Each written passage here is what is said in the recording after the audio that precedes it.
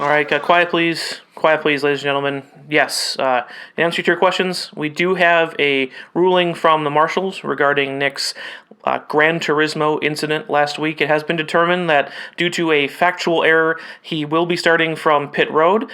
Do expect to see him out on the track, though. Back of the pack, starting from pit road. No further questions this time, please. No further questions.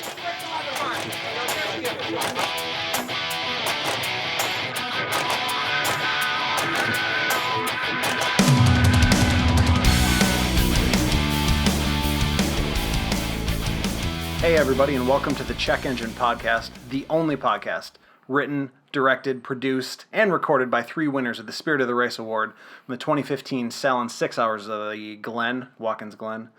We are a car fan podcast. We aren't industry insiders, we aren't racers, we aren't professionals, we're just fans. We love cars, and we want to talk about them. We want to talk about them with you. Please find us on social media. We're on Facebook. We're on Twitter and Instagram. Those are at Check Engine Pod. We have a website, checkenginepodcast.com. And of course, we have emails. We have inbox at checkenginepodcast.com. And each of us have our own. We have Andrew, that's me. We've got Tristan on the sound. And we have Nick, who's in pit lane. You know what? I see Nick coming out right now. And it looks like he's about to join us. Yeah, rejoining the race here. Welcome back, Nick. Ready to go? Hey everybody, welcome to the Check Engine Podcast. Okay, we did that. It's the what? Stop! Interrupt it. What? We did that already. We've done this already. No, you didn't. We did that while you were in pit lane. You know what you did. We know you do the intro, but you know what you did. You served your penalty, but we've moved on. You guys are assholes. Listen, these are the rules. These are very Awful. strict rules. They're not rules because the rules usually just hey, this would be cool, and made it up as you go. We might have done that a little bit, but also they are rules. I mean, considering we're not sanctioned by anyone, we do write our own rule book, and we all have to live with it. If I make a mistake, I'll have to do the same thing. Remember he said that. Yeah. Because we'll have to wrest control the soundboard. Yeah. Well, I got my long arms. I can do that pretty quickly. So. Anyway, Still, if Nick is done being a race car driver and making excuses for his penalties... I didn't make an excuse for the penalty. He's ready to go. I admitted to the penalty. Well, you know. According to the rules that were made up by the marshals... Yesterday. Like also yesterday, us. 7 days after the Listen, fact. that's neither here nor there. We got a podcast to start, and we're Fine. already behind. Fine. Penalties bringing us all down. All right, let's go.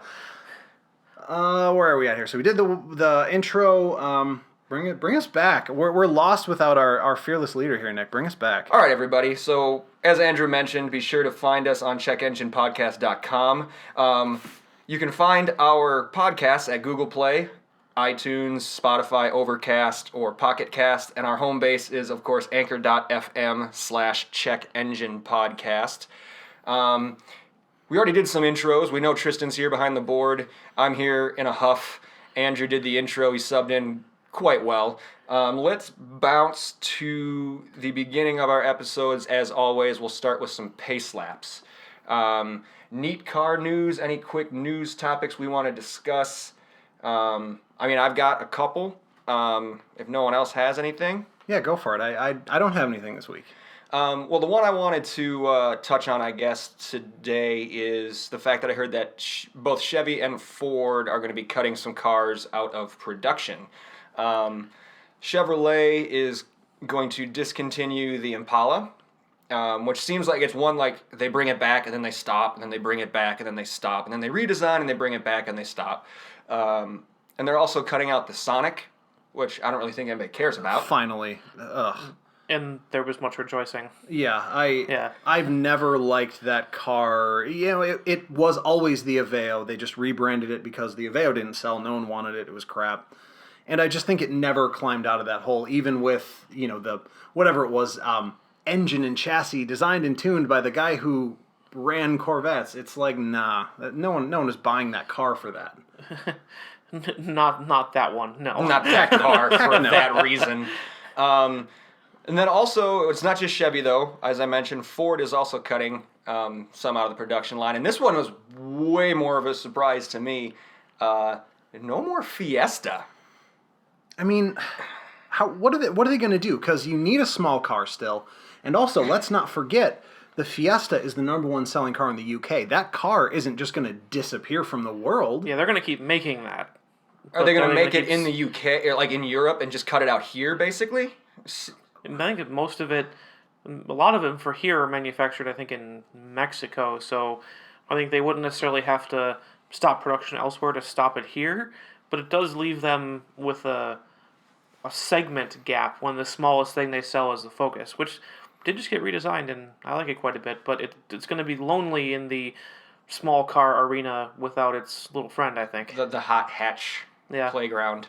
The hot hatch sandbox without his buddy. Yeah. I just can't imagine that Ford is going to leave that subcompact. Is that technically what it is? Subcompact? Yeah, I the can't Fiesta's imagine compact. they're going to leave that empty. However, they do have, what's that new little SUV they brought out? The Eco... I think it's literally called Is it just called the EcoSport? EcoSport. EcoSport? Yeah. Maybe they're going to try to go it alone with that for now. Yeah. I mean, cash in on the often mentioned, often much maligned by us crossover segment. Yeah, folks, let us know what you think about it. Something to be worried about? Do you even care? Be sure to like, comment, post, share your thoughts and your opinions on it. I think, for overall news stories, we can stop there. I do have unless anyone else has something, I do have a bit of neat car news.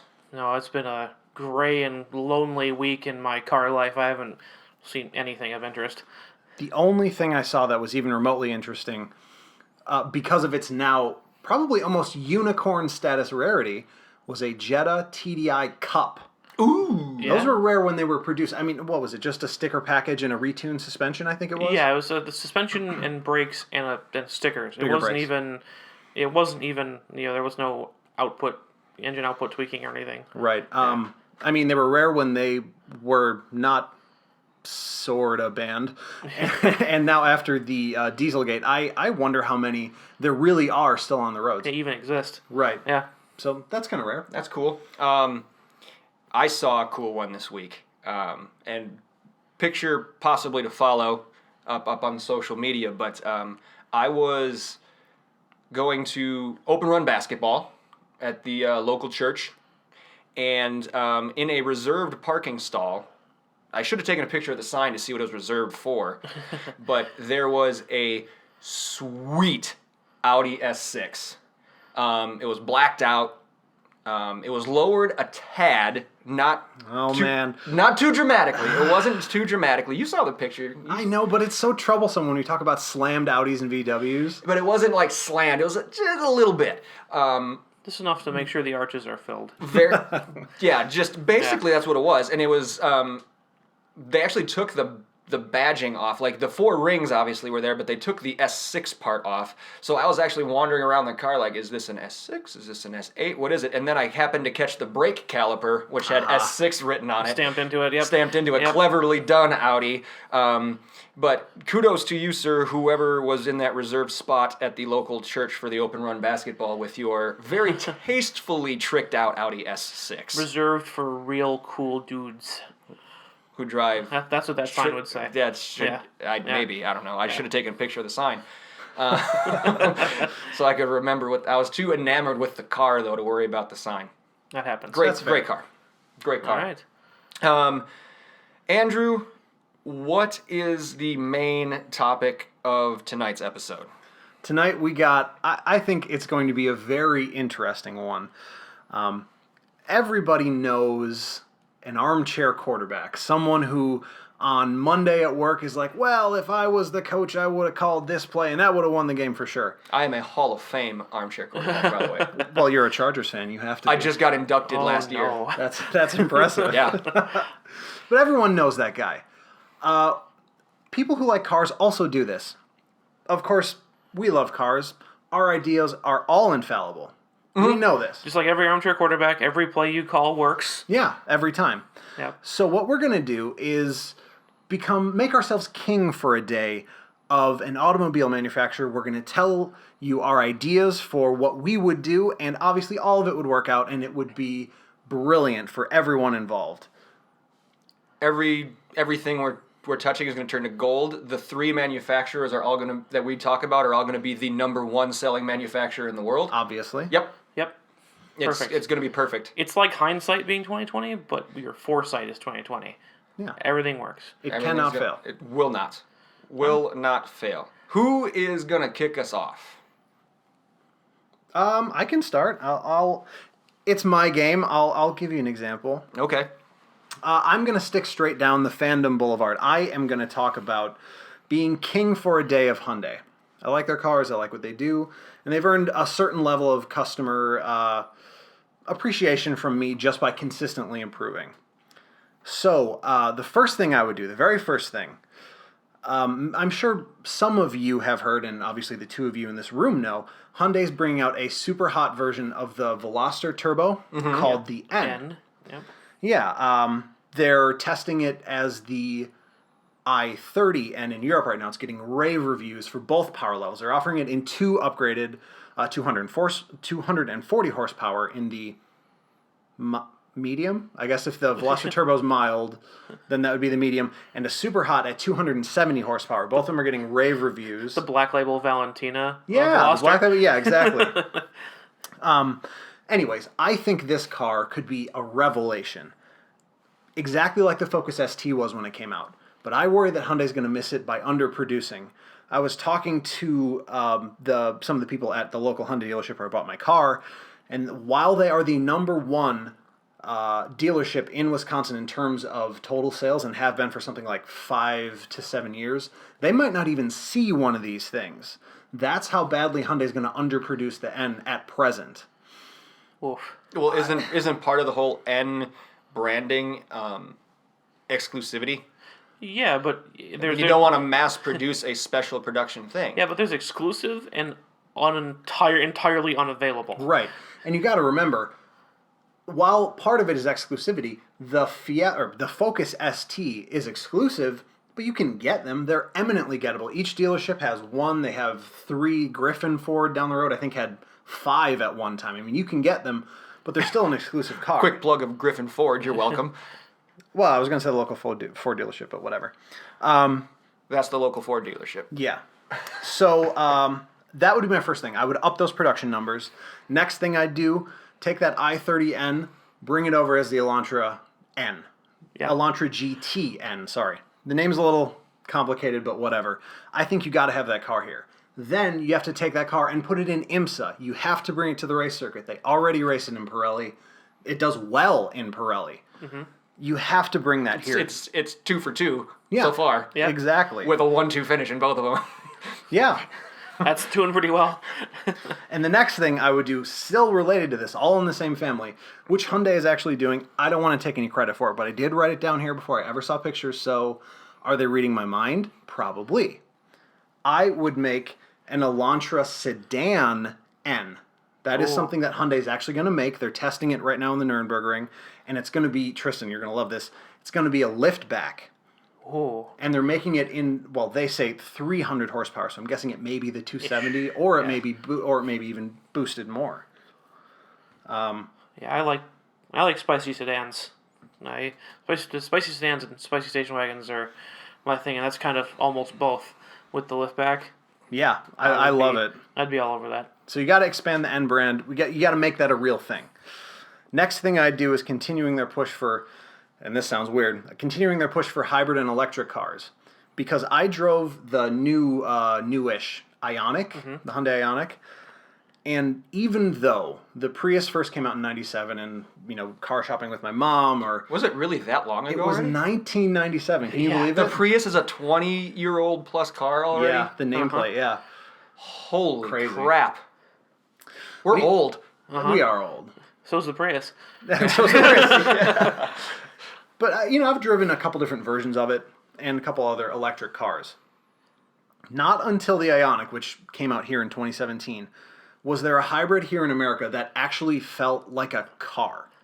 Yeah, I think that's a pretty substantial part of their marketing, too. Is Yeah. just like, hey, we made a car.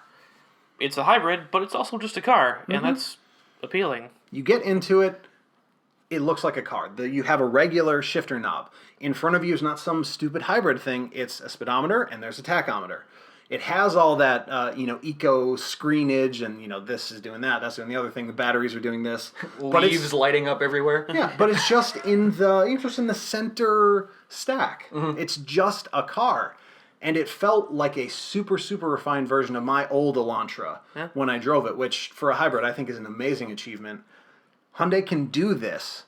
They just need to do more. I think they need to do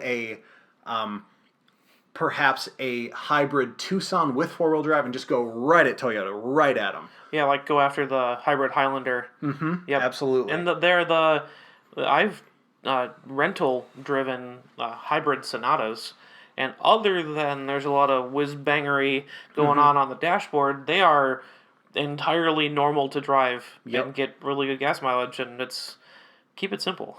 Absolutely. Yeah. Another thing I think they should do, they need to develop a true four-wheel drive off-road system. They have the, electronically controlled all-wheel, and that's fine.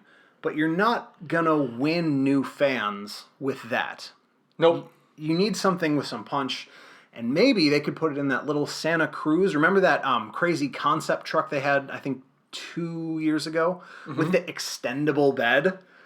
Oh, right. That one. Yeah, the extendable bed. I don't think you need to bring the extendable bed, but bring maybe that platform with a with a legit 4-wheel drive system. Absolutely. And maybe they start making a little full-size truck as well. You know what sell in America. And among the Asian brands, what company has the foothold on the four-wheeling market right now? It's another example of Toyota. going after Toyota where it hurts, right? Exactly.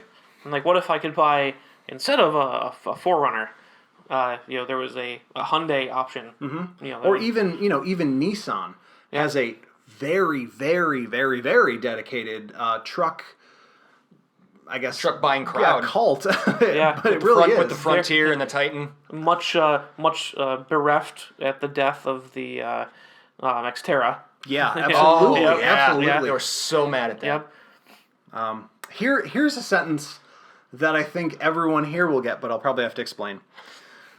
Moving off of the specific Hyundai brand, Genesis is in danger of pulling an Infiniti in pursuit of doing a Lexus. Oops! I was trying to do a Lexus, and I did an Infiniti. Yeah. Here's what I mean. Yeah. Got it. Yep, I'm with you. Here's what I mean. Lexus is Toyota's luxury brand. They're premium, but they're ubiquitous. Yes. I mean, those RX 500 or 300, whatever those SUVs are, there's a trillion of them on the road. Yeah, and the IS 250s. Yeah. Which are Oh my just gosh. Camrys in disguise. They may actually be Corollas. Corollas They're Corollas in disguise. Yeah. But yeah, they're everywhere. Same thing. Versus Infiniti. You see them. They have a very long life. You see them, passed down second and third and fourth owners. They're somewhat dependable. They have all of the very, very top tier luxury things that you'd want, massaging seats and heated and cooled and all that stuff. But I don't even know where you buy an Infiniti. At a dealership. Yeah, but where is that? Yeah, but where's that dealership? Basically, if anybody, somebody like rolled down his window and was like, "Hey, I need to buy a new car. Could you point me to the closest whatever dealer?" I would have, if not the closest, at least one pretty close. I know where most of the car dealers are around here. I couldn't point you to the local Infiniti dealer, to be honest. They might have them at the closest Nissan dealer, but Yeah, Yeah, Rostero. Is that what it is? I think so. Rostero Nissan. so, yeah. Yeah. These They may dealerships have got to them start there. paying us, man. Right? Yeah, but I don't know, and that's kind of what I'm saying. I was actually talking to, when we were talking about the N brand, my contact at the Hyundai dealership, we're also talking about Genesis, because the local Hyundai dealership is also a Genesis dealer. The way that worked was that you had to meet certain sales quota for the brand. You could then apply to Hyundai. If you were accepted based on your sales numbers, based on your targets, based on your future predictions, they would bring you for training. Then you would get to sell the brand. Pretty straightforward. However, this year, after Genesis, the brand, beat out Lexus and beat out all of the other luxury brands as Consumer Reports' #1 choice, they're contracting. They're contracting the Genesis brand. So everyone who bid on it, they might not be able to sell it. I think that's a huge mistake. Huge mistake. Yeah. I mean, especially because, yes, they are their own division, but really, when you've got mechanics and distribution and everything else all tied to Hyundai, it doesn't cost you anything to have a corner of the dealership be dedicated to Genesis. Right. And, they're bringing in new cars, they're bringing in all this cool stuff, and they're kind of, I get the sense that felt very alienating for the Hyundai dealership because if that local dealership, given their sales targets, if they're not going to sell Genesis, nobody in the state is going to sell Genesis. And that's wild. Yeah. Why would you do that? Personally, I was kind of digging the Genesis when we were a couple years ago at the Chicago Auto Show. Yeah, and We wanted to walk to that booth because we're like, what's the, like, they really broke this out into their own brand. Like, what's the big deal? And for the price, and that's a pretty nice car. that was 2 years ago. That's what I mean, yeah. And we went again this year, and even the jump from last year to this year, there's a notable improvement in, like, not overall design. I don't think the cars have really been facelifted since last year. No. But internal material choices are different than they were last year, and that makes all the difference. Yeah. Those cars are way better than they were a year ago. I totally agree. There's a couple of them now actually at work when I'm going in the parking lot, like where a couple weeks ago I told you about the Jeep that's always parked up on the curb. Yeah. Usually a few spots down from that, there's one Genesis and there's another one that parks. And it's like you kind of drive by it and you do a double. Like, wow, that's actually a pretty nice car. We've discussed this too. They look good on the move. When we Fantastic. were, Oh my God, when we were yes. driving down to VIR, we were stuck behind one in a traffic jam. Yeah. And Yes. and for the entire 40-minute traffic jam, we kept talking about this car that was in front of us because it looks good on the road. I do like the fact too, if you're kind of a prankster, the fact that you can mess with the front seat controls from the back seat. That's funny. On the G90. The largest The one, largest yeah. one, yeah. I The- remember the limousine one. Tristan and I sat in the back of that one at Scared the a auto kid. show, and the kid sat in the front passenger seat, and I just kind of casually laid my hand over the rear console and started messing with his seat, and he was like looking around, and I'm like, dude, I don't know what's going on. That was funny. Anyway, Yeah, continue. so more about Genesis. The one thing that they have, and it's so ridiculous when I point it out, you guys probably already know, they don't have any SUVs. What are they doing? My father would be very happy. I know. that doesn't bother me at all, But actually. if you're going to expand a brand, and I mean really expand it and keep it around, you got to have not just one. You should probably have three. And I mean, to hit the small, hit the medium, and hit the large. That's what moves. Yeah, I would leave off the small. Until If you're talking Genesis. until you really establish it. I mean, Audi didn't bring the Q3 until way into the Q SUV's lifetime. That's true. If you get people really buying them, then you can probably bring a small one over. But definitely start with a big one because that falls into the same usage as like the biggest sedan. Yeah. That's gonna be a a chauffeur job, is what that is. So a lot of one times. off the Santa Fe, not the Santa Fe Sport, the full size Yeah. Santa Fe. I think you at least have to start there, and I think that's in the works. I think it's like a 2020 target for that. Still, you need a moneymaker, especially if you don't want to do things like contracting the brand, which may be purely a result of cars not moving off lots. If you can put an SUV on the lot that's priced within striking distance of the top tier of the Santa Fe, then it's one of those things where you take people to see the Genesis and say, this is only dollar Never amount much more. more, yeah. And look at what you get. And that's how Lexuses are sold. That's how Acuras are sold. And that's a very solid strength of Hyundai Kia in general is how much stuff they put in those cars. There's an article, I believe, in Automobile Magazine a couple years ago titled "Lord of the Things," and it was like how much stuff there's CarPlay and heated seats and good sound systems and fancy headlights and all this other stuff that that whole group is just cramming into these cars to add value to them at almost no cost. For them. I was just going to say, somehow they sell at the same price as a basic Corolla or, Chevy Aveo. Yeah. And it's got oodles more features. Yeah. Scientific term. Oodles. One oodle. The last thing I need to do for Genesis, and this one I think is legitimate, and Hyundai, if you have questions, please get in touch. They need to pay someone to do SEO optimization on the Genesis name, because when you Google search Genesis, like the first 3 results are the band. Or Phil Collins. Yeah. So He can't dance. you can actually pay to fix that, Hyundai. So yeah. Please do. One final thing, real quick. Kia. I think Kia's missed some opportunities. They had I don't know what they are really. I don't know if they're the bargain brand. I don't know if they're the luxury brand. They're kind of trying to be both. But I will say this. The one thing they're doing right is the Stinger. They made a good car. Yes. So correct. They made a good looking car. And what's so unusual for Kia, they're stocking them. You can find them. And people are buying them. They're everywhere. Yeah, they're everywhere all of a sudden. The one thing I would suggest for Kia and the Stinger, real quick, top level thing, the commercial with Emerson Fittipaldi, 2-time F1 world champ, 2-time Indy 500 winner, legendary driver, hasn't driven in over 25 years. You can get somebody more relevant than Emerson Fittipaldi. Even if you're looking for like retired, and think about this, and this is coming from my perspective, this would stab me right in the heart. But think about, and it might not be able to because I think he might even still be under contract with them. But think about getting somebody still retired but relatively recent, like Alan McNish.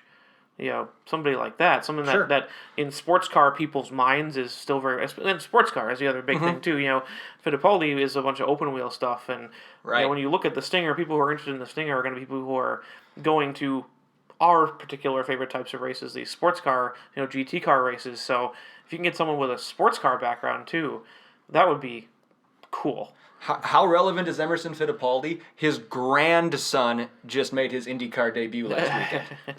Not his son, his grandson. Well, if you're going to draw a pop culture comparison to Emerson Fittipaldi, you would probably pick like Steven Tyler. Oh, wait, he's also in that commercial. What are you doing, Kia?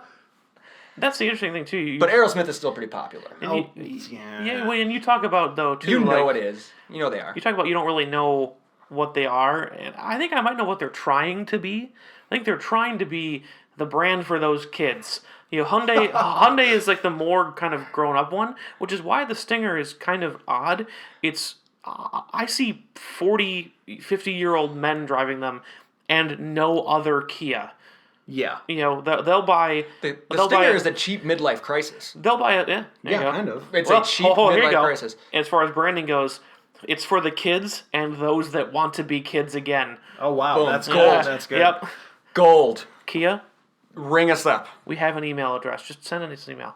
Yeah. It's easy. Oh yeah, don't ring us. We don't have a phone number. Email us. One last thing. So I really love what they're doing there. I think that's something they need to do with the Forte 5 SX, which is the turbocharged little sedan they have. In my opinion, it's the new GTI because you can get those for the low.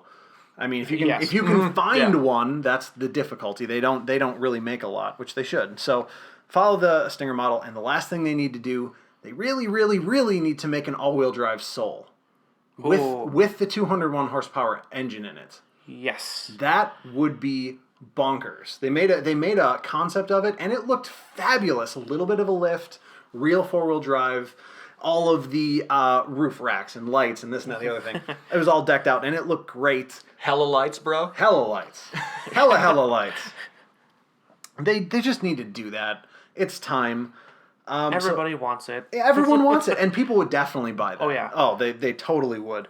You could just make that an option for that through the range, and they would move, because those cars move on their own. Yeah. That's it. Just make a bunch of new stuff and make it all really good. Obviously, all of my ideas are gold and beyond criticism. But certainly, Money and investment be damned. That's We're right. just going to Certainly from expand me. everything.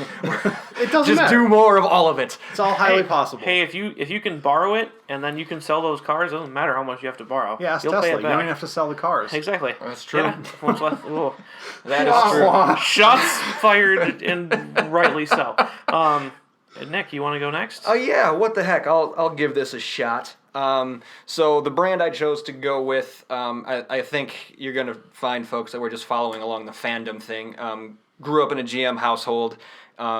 So I'm going to go through and I'm going to be king of General Motors for a day. We'll go through the brands a little bit, but there are some bigger overarching issues that I think we can touch on first. Where Andrew was saying we're just going to expand everything all the time. I'm going to try to streamline some stuff. I might go the opposite way here. Which makes sense. Well, yeah, because that's the thing with GM. There's so much stuff and so many brands, and a lot of it is so redundant. So my whole idea is each brand has something they're known for or they're good at. Let's stick with it. Let them do it. Let them do what they're good at. So first, let's talk about. And I have stuff also quickly about the road and about the racetrack because I am the racing guy in this group. So we'll start with on the road. The first thing they got to do, I think, is embrace or reinvest in the hybrid and alternative power. More so than they have been. Because really no U.S. automaker is really jumping into it full bore. Out of the three, I think probably Ford is gone the furthest. But look, and Americans are kind of like Aussies. We like our big V8s and this and that, but we've got to embrace it. Look, it's coming. We're gonna need electric technology. We're gonna need the hybrid technology. And I think if General Motors, now whatever brands they want to start sliding these developments in under, that can be figured out down the road. But if they really make a conscious effort to invest in this stuff and be at the forefront, at least of the American brands, it's going to put them in a great position going forward. So that's the first thing. That's like topic A1 on the top of the whiteboard when I first, set up my office. Well, look at how much in the corner office of the General Motors towers. Look how much positive press Chevy gets from the. Oh no, I just forgot the name of it. Their electric gas hybrid car. Volt. The Volt, yeah. Look how much positive press they get from that. Great reviews. Everyone loves it. Car of the year stuff all the time. And there's really done nothing with it. No. Like no advancement, no follow-up. No follow-up, no nothing. It's not even a slam at the Volt. I mean, given it that you're in the right situation where you've got that maybe 15, 20-mile commute, that's most of your driving, but then you still need to throw people in the car and drive for hours, it's a great answer to most of our problem. I mean, I think there are some limitations to it, but it's a really good car, and then they haven't done as much as they could with it, at least. Not nothing, but not nearly as much as they could have. So you're right there, obviously. Right. Yep. So that's embrace it, Chevy, GM, embrace it. Just do it. It's not going away anytime soon. You've got to make a conscious effort to do it. That's my big company-wide reform that I would be doing. Breaking it down here by brand, I guess we'll start with Chevrolet because that's kind of the everyman brand of the group. I'm okay with a majority of this product line here. I don't know how much I do to it, except they need to make a true, legitimate challenger to the Focus. Oh, I totally agree. They need to come out with a legit hot hatch. Not the Sonic that nobody cared about. Dear Lord, not the Spark. Don't just do it to say you're doing it. Or the invest. Cruise. The Cruise that came out, they were going to do like a hotter version for the hatch. Yeah, 160 horsepower. Okay. Yeah, exactly. Send some of the design team for this down to Bowling Green where they're working on the new Corvette stuff. Just trade off. Now, you don't need to put a giant V8 in it, obviously. But we're not in Australia, okay? As much as sometimes I wish we were. You and me both. But the only thing, I would get all my Chevy brand people and engineers, all the people assigned to Chevrolet, and I would give them a deadline. By this time in 2019, we better be launching a hatchback that will kick this shit out of a Ford Focus. You have to take some share in that market. I may be putting you on the spot a little bit here, but you're the Chevy GM guy. You're a king for a day. What would you name it? Would you make a new one, or would you bring back a nameplate? Ooh. Impala's always for big cars, and since they're discontinuing that, we can't bring that back. Right away, yeah. Right away, at least. Plus, I think it's kind of a garbage name. The Impala? I do. I really don't like it. Maybe because I now have it so closely associated with the actual car. But now I just hate those animals. Man, naming it is tough at this point. Yeah. At this point, If there's not an answer, it's fine. Unless you had an idea. At this point, I really don't have an idea for it. Bel Air. Bel Air. Too large. Not the Too Bel Air. large. Again, too big. Too big. See, a lot of the cars that with old names in Chevrolet are just huge. So if you bring out a hot hatch, it's just going to be like an oxymoron. True. I You think should call it the Jumbo Shrimp. the jumbo shrimp. Well, you can't use Cobalt either because There's another episode in and of itself. Sadly, I think a lot of the perfect names for that went bye-bye when they cut Oldsmobile. they really Yeah, they did. Think about it. You could name it the Cutlass. Oh God, don't. No, No, don't tease me. no, not for a hot hatch. It Again, would be so good. It would would be the supreme at the turbo level. Oh man, come on. no, I'm not a fan of that. Anyway, moving on. So Chevy, you need a challenger for the Focus. GMC, again, I'm pretty much okay with. They do trucks, and they do trucks well. And that's fine. And that's okay. The only tweak I might make because, and I'll roll into this next, they can stick to the Sierra. They can stick to maybe like one of the mid-size crossovers, luxury versions of those. I don't really think they need the Yukon Denali, the big, luxurious, giant SUV, because as we roll into Cadillac has the Escalade. Yes. Very much well known, essentially the same vehicle with a different badge. If Cadillac is making the Escalade and it's at that pretty much the exact same price point, why do we need one with a GMC badge on it? And that's my summary for GMC. So I'd be curious to see if you have an answer. It's like, why do we need two of the same truck also? Well, Totally agree. And this kind of rolls into Cadillac. I'll answer that question. Yeah, before we move into Cadillac, so GMC, maybe not adjusting the price point on the GMC trucks. It may even involve taking the price point down on the Chevys.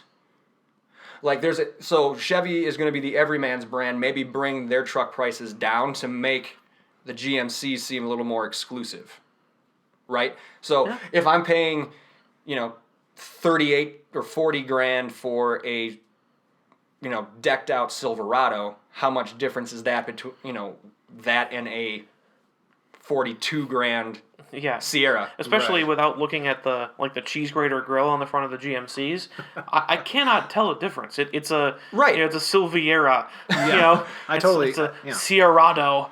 I can't tell a difference. So maybe it's not even, because you don't want to make the price point so astronomical that no one can buy it, right? So maybe leave the GMC price points where they are and find a way to lower the Chevrolet truck price points, just to make some sort of separation between, the everyman and the exclusive. Yeah, makes sense.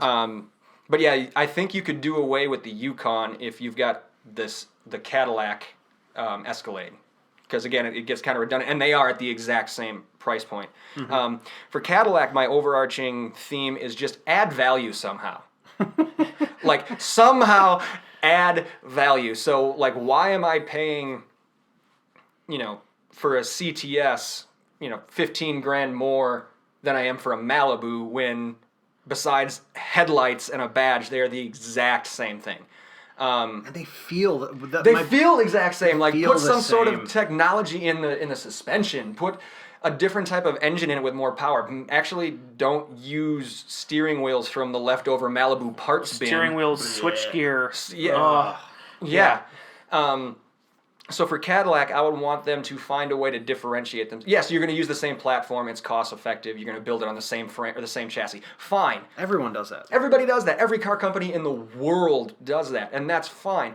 But find a way in the technology, maybe down to a superior nav system, or the Cadillacs come with a really high-end sound system where the Malibu doesn't, or the Chevys don't. Just something that's worth the extra 10, 15, 20, whatever it is, $1,000 that you're paying. Wait, I know what the extra thing is on the ATS. What's that? It's a literal gun compartment by the driver's leg. My boss bought one. Yeah. He's like, "Come here, let me show you this." Okay. Opens the door, points at something across, at the edge of across the the seat area. He's like, "What do you think that is?" Like, I have no idea. Like, that's for your gun. Like, no, it's not. That It's can't not be that. for your gun. No, it is. When you pull it open, clearly it's for a weapon. That's what you get. What makes it Shape. clearly? Oh, just the shape The of shape. the actual The shape of compartment. the that's actual going. compartment. Really? And why else would it be by the driver's right leg? Oh, it's on the inside. It's not on the door. No. Nope. Sorry, I didn't make that clear. It's on the driver's right leg side. Well, what if you shoot lefty? That's not important right now. Much like, Don't forget the lefties. much Come like, on now. Honestly, much like most of the manufacturers of those firearms, Cadillac doesn't care. No. So that's what you get. Okay. Upon that new piece of information, I would eliminate the gun compartment from Cadillacs and find another way to add value to the brand. Buick is a tough one. Yeah. And honestly, I was thinking about this a lot. The solution I came up with was keep the Regal somehow in the United States. Whether you have to rebadge it as maybe a Cadillac Regal or a Chevrolet Regal, maybe to replace the Impala on the Chevy line. Caprice. Make it the Caprice. Make it the Capri, whatever. I think you got to keep the Regal name because it's pretty well known. So keep that in the U.S. I would eliminate the Enclave and the LaCrosse, the bigger SUVs. Yep. And I would take the Cascada or Cascada, however you pronounce it, which is the tiny little two-door convertible thing. And then the two smallest SUVs, the Envision and the Encore, just overseas. Yeah. Because between Chevy, Cadillac, GMC, you already have the small SUVs, you got the small cars. Again, that's that lack of, we're getting rid of all that redundancy. Yeah. If you want to make Buick just a European only or a European and Asian only brand with those three small cars, keep the Regal here and make it a Chevy Regal, a Cadillac Regal, whatever you want to do with it, just to keep that name around. And of course, bring back the Grand National. Do it. Bring back the Grand National. Gotta Easy do choice. that. Easy fix. So that's my take on Buick. That I think is actually incredibly astute because if you're getting rid of the Impala, you have a hole. There's a gap in the Chevy marketplace. lineup, and I think that slots in perfectly. Yeah. Sounds good to me. Thank you. And then finally, for the road going part, the Corvette. I'm just taking that as a brand in its own because it is a brand in its own. Yes, it's a Chevrolet Corvette. Absolutely not. No mid-engine Corvette. Absolutely not. Disagree. You don't need to have a mid-engine. I agree. Make it a Sport. mid-engine Cadillac. Mid-engine Cadillac. There's my next point. If it's going to be a Corvette, it will not be mid-engine. If you want to make that car a mid-engine, brand it a Cadillac. Brand it something different, give it a different name. Fine, cool. A Corvette is a front-engined V8. Like Aston Martins are front-engine V10s or V12s. The AMG GT, the new Mercedes AMG, giant front engine. The Viper was front engine the whole time. You do not need to change the entire platform on a Corvette. I haven't been a fan of the way Corvettes were changing for the past two, but the C6 and the C7, I think are just getting worse and worse. Yeah. They look like amazing sports cars. They're not Corvettes. If you do this, move the engine from the front to the mid-engine format, you lost me. It's not a Corvette anymore. I'm out. Even the C6. C6 was okay. The C6 is my favorite one. The C7 looks, especially in red, looks like a front-engine Ferrari. Like, it doesn't look like a Corvette anymore. Yeah, it looks like a California or Yep. Really does.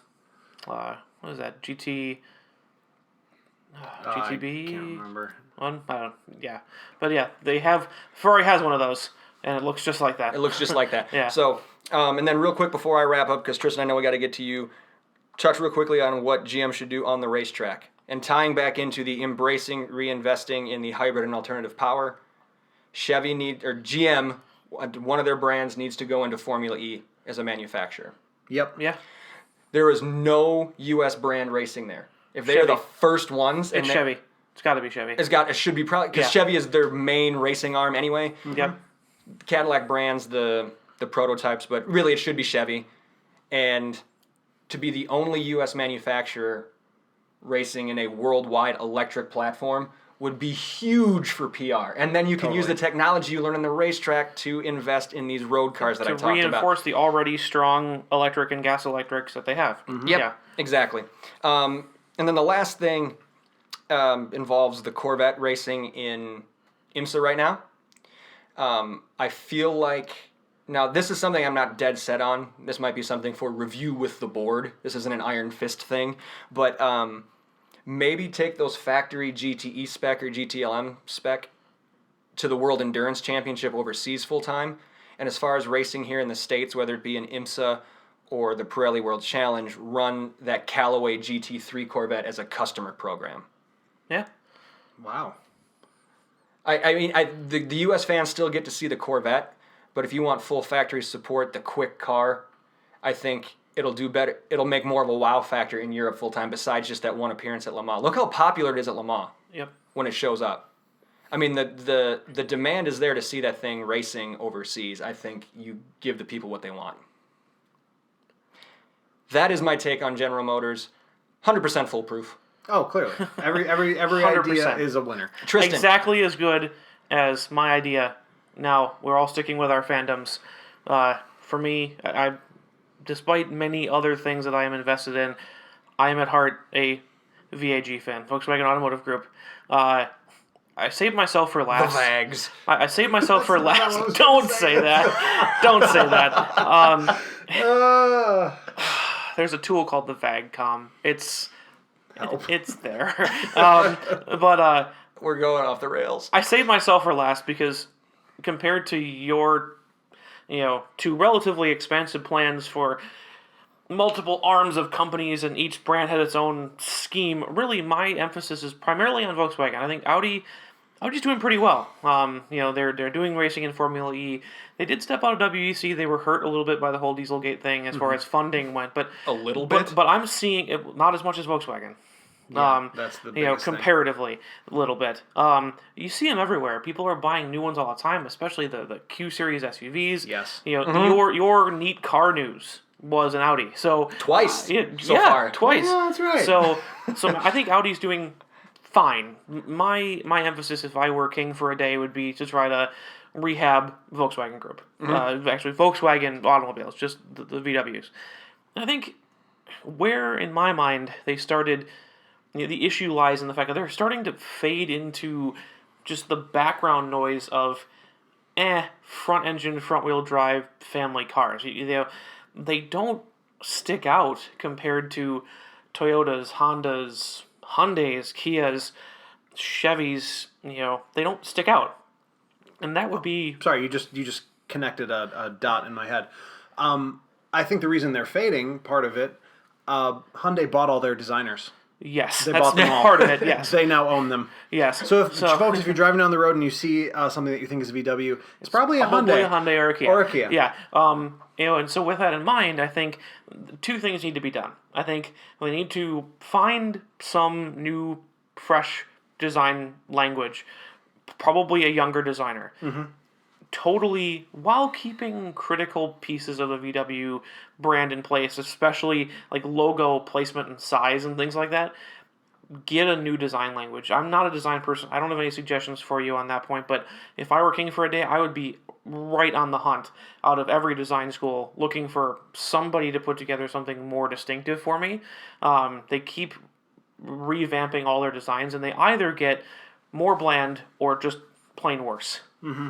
So I think that would be my first one, really easy. My second one is cash in on that European cachet. It's something that it used to be, we're Das Auto, German engineering, V-Dub with those Peter, with the Peter Storm air commercials. You actually do that impression really well. And now it's just like, it's not V-Dub in the house, it's sign then drive. There's not any. There's no mention. Which was funny once. Yeah, but there's so no sick of that, yeah. There's no mention of their European heritage most of the time anymore. And I think it was a push from upper level management to say, "Oh no, we're an American car. We build cars in Chattanooga, and we can build this solid rear axle drum brake car for you Americans." And I think that's something that they've lost. Yeah, Is that European feel and that push. You can make it in America. You can build it in America, but all that is an assembly line. Why can't they just build an European car here? Exactly. Subaru and Toyota and Nissan build Asian cars in America. And So does Ford. They build their European cars in, Mexico, for American markets, Yeah. and they never, no one Yeah. noticed. So I think that can be done in a couple ways. I think bringing over potentially, kind of what we were talking about earlier with the Fiesta missing its little friend, the Focus missing its little friend, the Fiesta. I think Volkswagen stopping at the Golf. I think that's a big opportunity. I would bring over something small, be it the Polo, the Lupo, or the Up. They've got a bunch. You know, they've got a bunch of things to choose from, and I would need to kind of do some market research, see what would play here. But I think bringing over a small car to finish the lineup would be important. You got to bring over the Ibiza. That's not Volkswagen, but close enough. It's a It's a Seat. Seat, but It's a yeah. Seat. You mean a seat? Seat.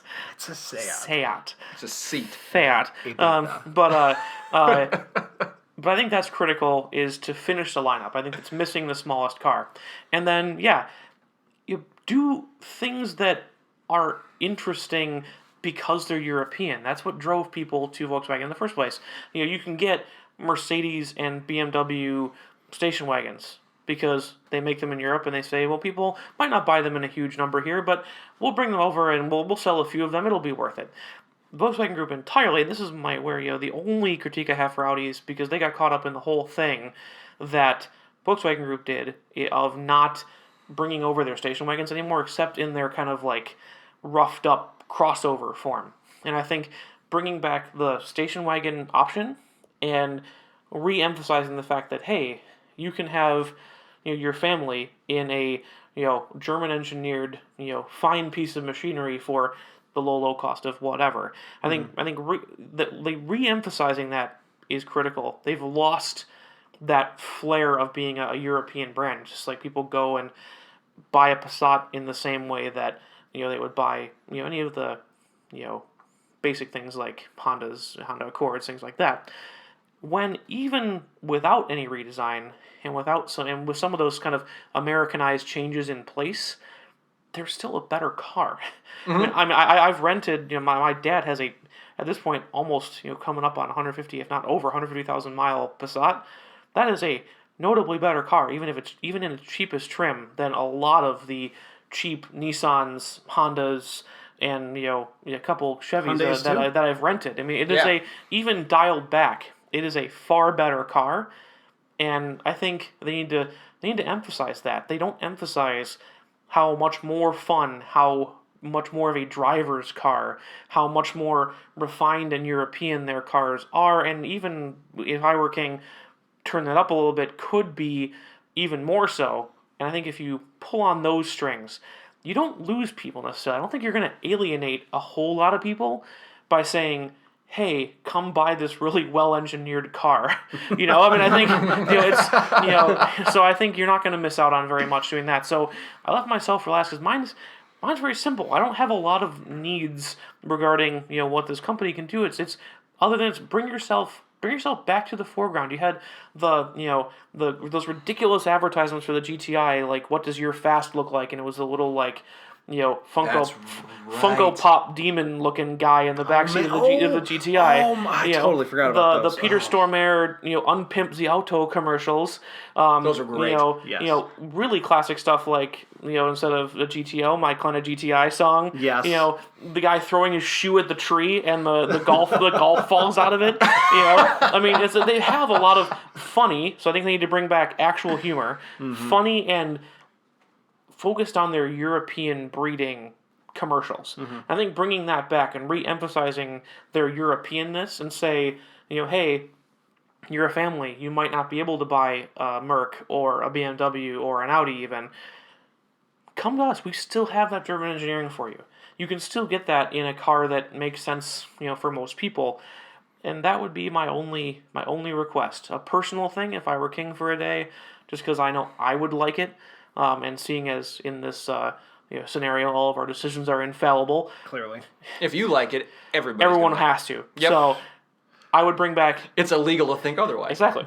I would bring back a station wagon in all tiers of the brand. I think you've got the Golf, which is on its own as a hatchback. You can't really wagonize a hatchback, but a Jetta and a Passat station wagon. And like I said, it's not. Nick's over there shaking his head. It doesn't matter you're shaking it because I'm not doing it so that it'll sell. That's strictly for me. That's because I want to buy them, and I think other people have. There were a lot of people that left the brand because they could no longer buy their Volkswagen station wagons. Mm-hmm. They bought Volvos, they bought Outbacks, which we surprisingly found out are classified as station wagons. We'll get into a whole other episode about that later, we think. We really have to, I think. But I think that bringing back the station wagons isn't going to harm anybody, especially following in the footsteps of people like Volvo, who have brought over their kind of rough and tumble crossover kind of looking wagons. And once those are certified for import, the non-lifted, kind of quote-unquote crossover off-road versions are also certified then, because they're actually lower, safer. All the things that they look at are actually better on the regular car versions. Mm-hmm. So even if they're not going to be available at a general purchase on the lot, offer them as special orders. That's what Volvo is doing, and I think that's very smart to bring back people who have gone to other brands because they don't have it. Now, I think you're leaving buyers on the table if you don't have them. Now, you don't necessarily want to invest in shipping a bunch over if they won't sell, things like that. But making them available as a special order option, that would be the special gift to the king, if I were the king for the day, would be to allow myself and many of my family members and friends that I know that would want a Volkswagen station wagon, allow them to buy one. The special order thing warms me up to it a little bit, but the reason I was shaking my head is I just don't like station wagons. Like, that's fine. I love them. You guys have them. No, I mean, I think it's a personal choice, and I think part of it is what's the cachet for them, and who used to buy them, but I think we were discussing this earlier in the car. It's a circle of life. Things go around, come around, and in the 50s and 60s, Mom drove the station wagon, and then she drove the minivan. Now she drives the crossover. Mm-hmm. I think you could really get... When is it coming back? Right. I think when is it going to start swinging back? Is it going to move to something else, or is it going to move back to a station wagon? I think especially if they made them fun. Imagine a GLI class station wagon. Oh, don't tease me. Because like BMW and Mercedes and even Audi have their S and RS, AMG, M station wagons. Imagine Volkswagen putting together a, GSI or whatever. I don't know how they classify it, but, imagine that. And that's kind of where I would leave that. You could bring young people, especially, young men with families that still want to have fun. That would be a market that I think would buy things like that. I can only imagine. Exactly. And with that, we are getting pretty near on time. Anybody have any last Only one thing. Comments? I'm shocked and a little bit horrified you didn't say they need to bring back Fahrenheit editions. Well, that would be too much just for me. No, I mean, that's a little bit for everyone. The Fahrenheit editions, explain them, just real quick. Yeah, Fahrenheit editions functionally they're a cosmetic package. There's not really a lot mechanically going on, but they've got the Lamborghini, previously only Lamborghini-specific orange color scheme with things like orange stitching in black leather on the inside. Oh, yeah. Things like that. So those are the Fahrenheit editions, and even if it's not a Fahrenheit edition, start bringing back special edition stuff. Because I believe even this last year, they paired out, finally, the Wolfsburg edition of the Golf. It's gone now. Yeah. There are no anything editions of Volkswagens. I was actually just checking that, and you're exactly right. Yeah. So bring back anything, and not even Fahrenheit editions. Bring back... An edition? Yeah, bring back fun Volkswagens. If I could pare it down to one sentence, that's it. Bring back fun Volkswagens. They're supposed to be fun. There you go. Totally agree. Every decision to write one. All of us, all three of us. That's right. There it is. We are in the wrong business. We need to be running car companies. Totally. Because remember, we're right. We're right. We're always right. With that, I think it's about time to wrap it up for this episode. Guys, before we sign off, any thank yous? I'd like to thank Lamborghini Paint, because we just talked about Fahrenheit editions, and when you see one, even on a real Lamborghini, even if it's just parked on the side of the road or whatever it is, it's so brilliant and just makes the day better. I would like to thank Frozen Pizza, the I can't think of anything better dinner choice of champions. There you go. And I would like to thank speed limit signs. Not for setting a limit, but for giving me a goal to try to beat. Lovely. There you go. Specifically on those corners with the yellow signs, like take it at 35 miles an hour. I think I can beat it.